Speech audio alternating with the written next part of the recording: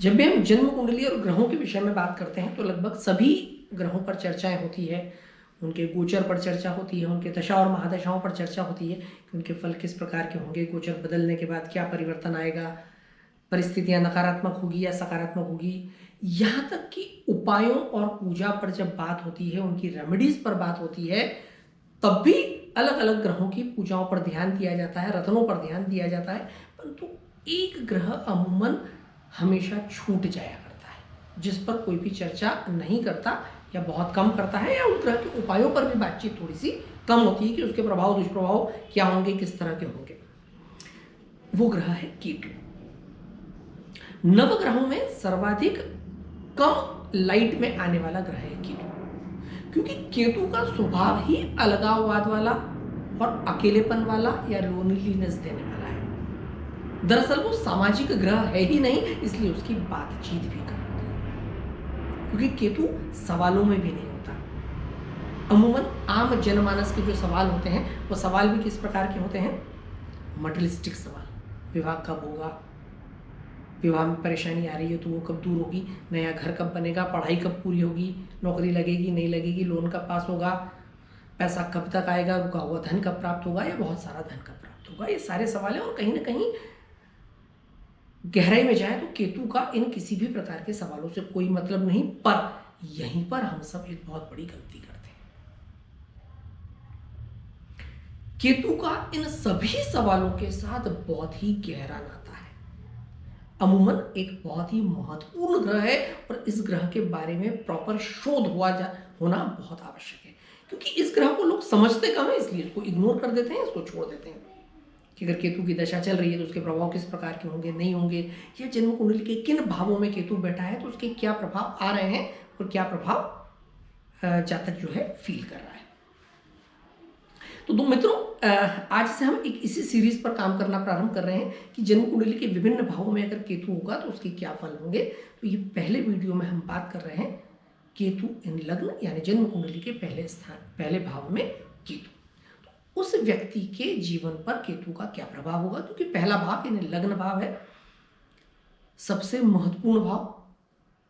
वहीं से उसकी सोच निर्धारित होती है, जीवन की दिशा निर्धारित होती है, दशा निर्धारित होती है, वैचारिक परिस्थिति निर्धारित होती है, और वैचारिक परिस्थिति या स्वभाव ही जो है व्यक्ति का भविष्य तय करता है। कहा जाता है your nature is your future. तो जैसा व्यक्ति का स्वभाव होगा ठीक उसी प्रकार का उसका भविष्य होगा। तो केतु या जो भी ग्रह जब लग्न में होता है तो वो व्यक्ति के भविष्य का निर्धारण करता है, और चूंकि केतु पर हम बात कम करते हैं, अब जब लग्न में केतु है तो दशा किसी और ग्रह की चल रही हो या नहीं चल रही हो, स्वभाव तो जो निर्धारित कर रहा है केतु कर रहा है, तो डेफिनेटली उस दशा महादशा पर जो केतु की नहीं है उस पर भी कहीं ना कहीं केतु का प्रभाव तो है, क्योंकि थॉट्स जो है वो केतु डोमिनेटेड है। तो अब विचार जिस प्रकार के होंगे, सोच जिस प्रकार की होगी, स्वभाव जिस प्रकार का होगा, या वो उस दशा को या तो प्रभावित करेंगे नकारात्मक रूप से या सकारात्मक रूप से, क्योंकि हमारे विचार, हमारे कार्य, हमारे सोच, ये सारी चीजें कहीं ना कहीं दशाओं को प्रभावित करती है। या तो उनसे हम बहुत अच्छा फल लेते हैं या उनसे हम बहुत खराब फल लेने की कोशिश करते हैं। तो केतु को समझने के लिए सबसे पहले जरूरी है लग्न भाव को समझना कि लग्न भाव क्या है। तो लग्न भाव हमारी पर्सनालिटी है, हमारा व्यक्तित्व है, हमारी हाइट, हमारा वजन, हमारी सोच, हमारा चेहरा, हमारे लुक्स, समाज में हमारा आकर्षण किस प्रकार से होगा, वैचारिक परिस्थिति जैसे मैंने बताया कि हमारे विचार कैसे होंगे, सबसे महत्वपूर्ण है विचार। तो इन सब चीजों के ऊपर केतु का जब डोमिनेंस आएगा तो डेफिनेटली वो हमारी दशा को या हमारे दिशा को प्रभावित करेगा।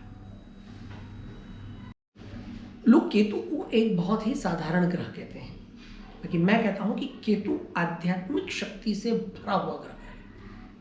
हम इससे कितना अच्छा फल ले सकते हैं ये हम पर डिपेंड करता है। अंधा कुआं आप कह सकते हैं, जितना पानी निकालता जाए, जितना इसमें से पॉजिटिविटी निकालते जाएंगे हम, उतना निकलता जाएगा और उतना अच्छा फल हमको जीवन में मिलेगा।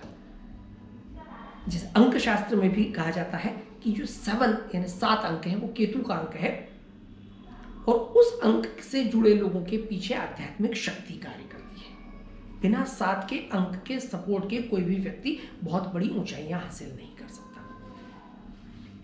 अब कहीं भी कभी भी किसी बहुत सफल व्यक्ति को देखेंगे तो कहीं ना कहीं 7 जो अंक है उसकी तरफ आपको जुड़ा हुआ दिखेगा, 7 की शक्ति उसके साथ रहेगी। बात केतु की हुई, तो केतु एक बहुत इंपॉर्टेंट प्लैनेट है। तो केतु की आध्यात्मिक शक्ति के बिना कभी भी कोई व्यक्ति बहुत बड़ी सफलता अर्जित नहीं कर सकता, क्योंकि अगर एक लाइन में अगर मैं शुरुआत करूं तो केतु इज फोकस, आपका डायरेक्शन डिसाइड करता है।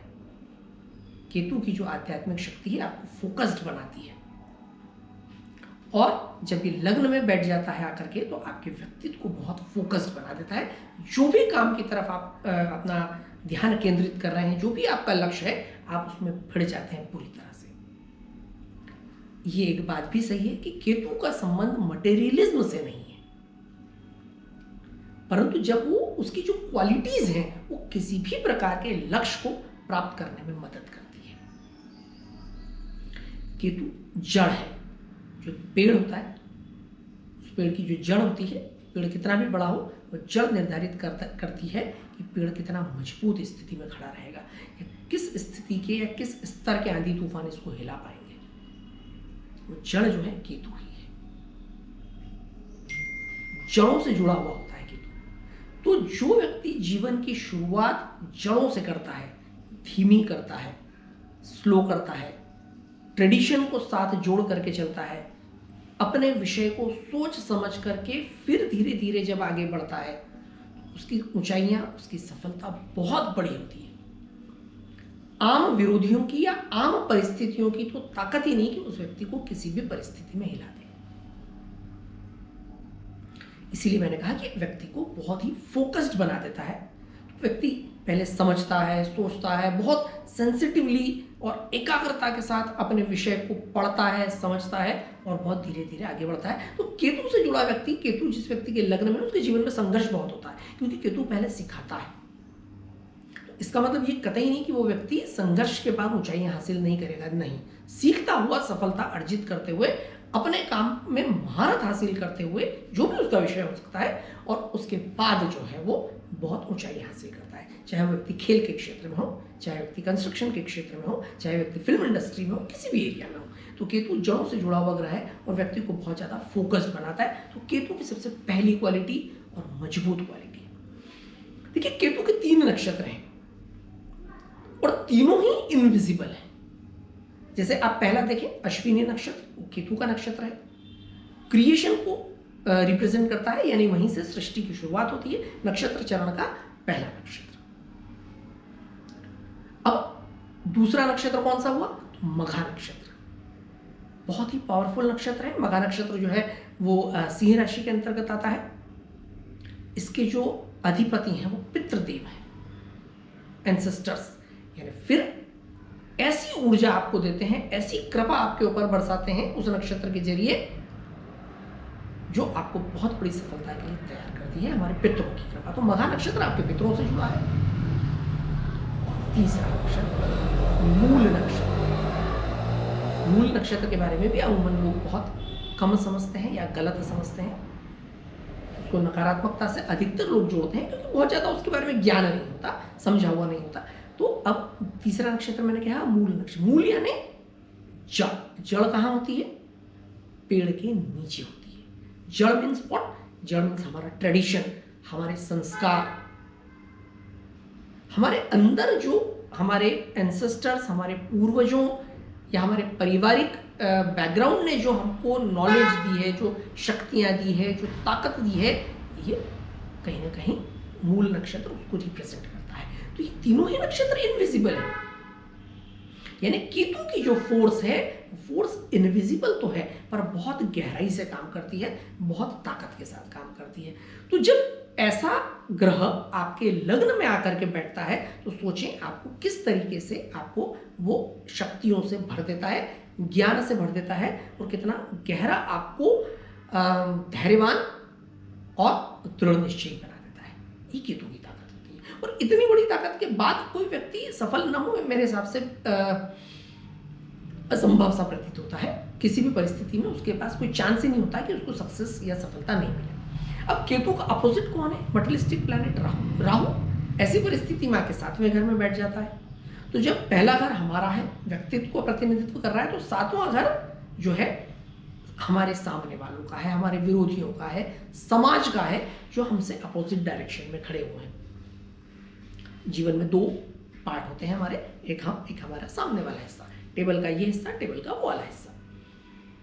तो राहु का काम सबको जोड़ना है। राहु जो भी चीज होती है उसको बड़ा बड़ा करके दिखाता है, बड़ा बड़ा साइज होता है राहु का, राइट। एक्सेलरेट करता है किसी भी चीज को। तो 7वें स्थान का राहु बहुत सारे लोगों को ऐसे लोगों से जोड़ता है। तो जिन लोगों के लग्न में केतु होता है उनका जो सोशल रिलेशन कह लें या संबंधों के अलावा आप कह लें उनकी जान पहचान या रिकॉग्निशन शब्द ज़्यादा सही रहेगा, बहुत मजबूत होती है। बहुत सारे लोग उनको जानते हैं, उनको पहचानते हैं, सामाजिक संबंध उनके बहुत मजबूत होते हैं और संबंधों को बनाने में, निभाने में वो बहुत ऊर्जा खर्च करते हैं। परंतु एक बात और, संबंध कितने अधिक क्यों ना हो, पहचान कितनी अधिक क्यों ना हो, ऐसे लोग नॉर्मली अंदर से अकेले रहते हैं। क्योंकि 100 लोगों के बीच, एक पार्टी के बीच, बहुत बड़ी मीटिंग या गैदरिंग के बीच भी इन लोगों की जो सोच है बहुत फोकस्ड होती है और वो इसी बारे में सोचते रहते हैं कि यहाँ पर भी हमारा टारगेट क्या है, किन लोगों से हमें जुड़ना है और हमारा क्या पर्पस हमें सॉल्व करना है या इनसे हमें क्या सीखना है। ये कहीं ना कहीं केतु का स्वभाव होता है, संतों का ग्रह है दरअसल। तो बहुत गैदरिंग होने के बावजूद भी, बहुत बड़ी मटेरियलिस्टिक सक्सेस मिल जाने के बावजूद भी, जो लाइफ के प्रति उनकी जो अप्रोच होती है वो जमीन पर बैठ करके भोजन करने वाली ही होती है। ट्रेडिशन से जुड़ा रहना पसंद करते हैं और बहुत बड़ी सफलता के बाद भी अगर वो ट्रेडिशन से जुड़े हुए रहते हैं तो ही हमेशा उनकी सफलता मेंटेन्ड भी रहती है। लग्न के केतु वालों के साथ आप कभी भी देखेंगे तो उनको भोजन भी बहुत आम पसंद रहेगा, जो संस्कारित भोजन है। जीवन शैली बहुत उनकी आम रहेगी। बहुत सारे लोगों से जुड़ने के बावजूद भी कहीं ना कहीं वो अपने आप के साथ समय गुजारना, अपने परिवार के साथ समय गुजारना, अकेले में रहना ज़्यादा पसंद करते हैं। अंक 7 से जुड़े जो लोग हैं, कहीं ना कहीं सिमिलर नेचर होता है उनका, यानी कि वो लोग जिनका जन्म ऐसी तारीख को हुआ है जिसका जोड़ 7 आता है। 7 तारीख, 16 तारीख और 25 तारीख किसी भी माह की हो, तो ये 7 जन्मांक वाले लोग होते हैं, 7 डोमिनेटेड लोग होते हैं, केतु प्रधान लोग होते हैं। तो लग्न में जब भी केतु आता है तो एक बहुत ही अमेजिंग कॉम्बिनेशन है, बहुत सक्सेसफुल कॉम्बिनेशन है। लोगों को इस कॉम्बिनेशन से डरना घबराना नहीं चाहिए, क्योंकि ये असफलता भी देता है, संघर्ष भी कराता है, पहाड़ों पर चढ़ाता भी है और धूप में भी चढ़ाता है, बिना चप्पल के भी चढ़ाता है, और उसका फल भी उतना मजबूत देता है। क्योंकि ऐसे लोग बहुत गहराई से सीखते चलते हैं, डिटरमाइंड रहते हैं, लक्ष्य की तरफ अपने भिड़े हुए रहते हैं, जबरदस्त एकाग्रता रहती है। ठीक वैसे ही जो शार्प शूटर्स होते हैं, जो निशानेबाजी के क्षेत्र में, खेल में जो होते हैं, तो किस तरीके से वो अपना निशाना लगाते हैं आप देखें। वो लोग तो जहां भी केतु एक्टिव है, लोग केतु से जुड़े हुए हैं, केतु लग्न में है, ऐसे लोगों को बहुत अच्छी सफलता मिलती है। क्योंकि केतु आध्यात्मिक ग्रह है, ईश्वर से भी जोड़ता है और ऐसे लोगों की चिंता स्वयं ईश्वर करते हैं। इसलिए इन लोगों ने हमेशा अपने आप को आध्यात्मिक क्षेत्र से, धार्मिक क्षेत्र से जोड़े रखना चाहिए, संतों की सेवा करना चाहिए, नियमित रूप से ऐसे गुरु लोग, ऐसे गुरुजन जो ज्ञान की कृपा बरसाते हैं, उनसे हमेशा कोशिश करना चाहिए कि ज्ञान लेते रहें, जुड़े रहें उनके साथ ज्ञान के क्षेत्र से, और तीर्थाटन करते रहें, तीर्थों पर जाते रहें। आध्यात्मिक ऊर्जा जहाँ जहाँ है वहाँ से आध्यात्मिक ऊर्जा लेते रहें और अपने आप को हमेशा अपडेट करते रहें, अपने आप को हमेशा आगे बढ़ाते रहें। तो ऐसे में केतु का जो प्रभाव है उनका और मजबूत होता जाता है। कहीं भी हो, केतु केसरिया झंडे की तरह है। लोग कहते हैं केतु जब लग्न में हो तो घर पर केसरिया झंडा लगाना चाहिए। दरअसल उसका मतलब ये झंडा लगाने से नहीं है। अगर आप उसको डिकोड करेंगे तो उसका मतलब दरअसल ये होता है कि हमेशा आपको अपने धर्म से जुड़े रहना है, सनातनी बने रहना है, नियमित रूप से मंदिर जाते रहना है, अपने संस्कारों का पालन करना है। उसका दरअसल सही वर्जन ये है। हमारे घर पर झंडा लगा है, झंडे का मतलब ये नहीं कि आपने झंडा लगाया और आप अपने धर्म के खिलाफ जा रहे हैं। हमारे घर पे झंडा लगाया मतलब हम सनातनी हैं, हम धर्म से जुड़े हैं, हम संतों की सेवा करते हैं, हम सारे त्योहारों को बहुत अच्छे से मनाते हैं, हमारे यहाँ पर गुरुजन आते जाते रहते हैं, हमारे यहाँ पर जो है संस्कारित लोगों का सम्मान होता है, पढ़े लिखे लोगों का सम्मान होता है। उसका दरअसल झंडे का सही मतलब ये हुआ। तो ऑरेंज कलर से, नारंगी रंग से, केसरिया रंग से जुड़े रहें, मंदिर नियमित रूप से जाएं, तीर्थाटन करें, संतों से जुड़े रहें, अपने गुरुजनों का सम्मान करें, ये उस का जो है राइट मीनिंग है। तो लग्न का केतु आपको बहुत अच्छी सफलता देने के लिए तैयार है। तो जिन जिन लोगों के आपके लग्न में केतु बैठा है, आप लोग इस वीडियो को गहराई से पढ़ें, समझें और उसका पूरा लाभ उठाने की चेष्टा करें। ऐसे लोग जिनको आप जानते हैं जिनके लग्न में केतु है, उनको ये वीडियो जरूर फॉरवर्ड करें और अगले वीडियो के लिए बने रहें। वीडियो बहुत अच्छा लगा हो तो उसको लाइक करें, चैनल को सब्सक्राइब करें। इंस्टाग्राम पर भी मैं हूँ, तो नीचे लिंक दी हुई है, फेसबुक पर भी हूँ, फॉलो करें। कुछ अच्छी बातें आप लोगों के साथ शेयर करता रहता हूँ। नमस्कार, धन्यवाद।